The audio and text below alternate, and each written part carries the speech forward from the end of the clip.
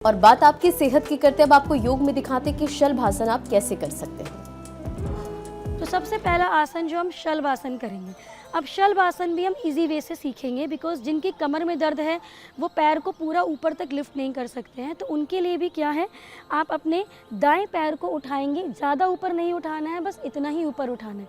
श्वास भरते हुए ऊपर, श्वास छोड़ते हुए ज़मीन पे। अब इस प्रक्रिया को भी आपने कम से कम 10 बार करना है। अब ध्यान रहे जब इस प्रक्रिया को आप करेंगे तो आपका जो ये बटक वाला पोर्शन है ये इस तरफ गिरना नहीं चाहिए। जैसे कि मैं अगर आपको गलत करके दिखाऊं तो ये इस तरीके से ये टर्न नहीं होना चाहिए। आपके जो दोनों पेल्विक रीजन, दोनों बटक्स हैं वो एक लाइन में, ऊपर और नीचे।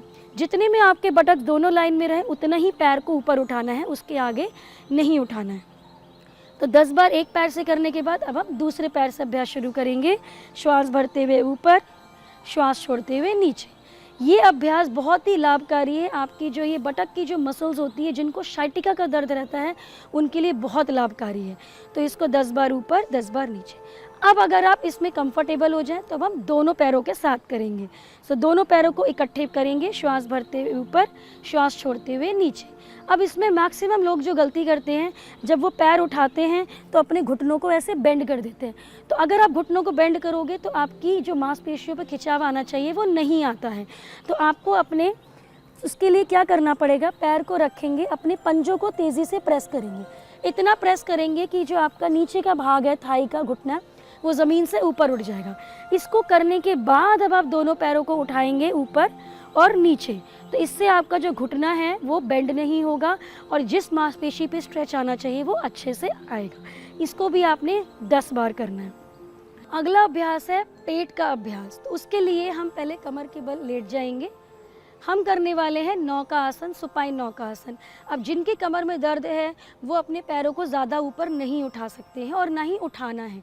तो आपको अपने पैरों को ज़मीन से सिर्फ 20 डिग्री लिफ्ट करना है। तो सबसे पहले अपने दाएं पैर को 20 डिग्री लिफ्ट करेंगे। अब यहीं पे ही आपको श्वास भरते हुए पैर को ऊपर उठाना है, श्वास छोड़ते हुए पैर को ज़मीन पे टच करना है। फिर श्वास भरते हुए ऊपर उसी पैर से करेंगे और फिर श्वास छोड़ते हुए नीचे। इस प्रक्रिया को कम से कम आपने 10 बार करना है।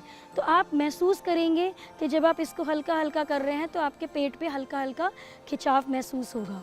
अब इसी को ही दाएं से 10 बार करने के बाद हम दूसरे पैर से भी करेंगे। श्वास भरते हुए ऊपर, श्वास छोड़ते हुए नीचे। ध्यान रहे जिनको कमर का दर्द है वो पैर को इससे ज़्यादा ऊपर नहीं लेके जाएं, क्योंकि अगर वो इससे ऊपर लेके जाएंगे तो उनके कमर पे प्रेशर पड़ेगा। तो कमर पे किसी तरीके का प्रेशर आपको नहीं लेना है। अब अगर आपको इसमें आप सहज पूर्वक इस पर कर पा रहे हैं तो अब हमने क्या करना है, अपने अपर बॉडी को भी उठाना है। तो पैरों को नीचे रखना है, अपने अपर बॉडी को उठाएंगे सहजतापूर्वक, बस इतना उठाना है। श्वास भरते हुए, श्वास छोड़ते हुए नीचे।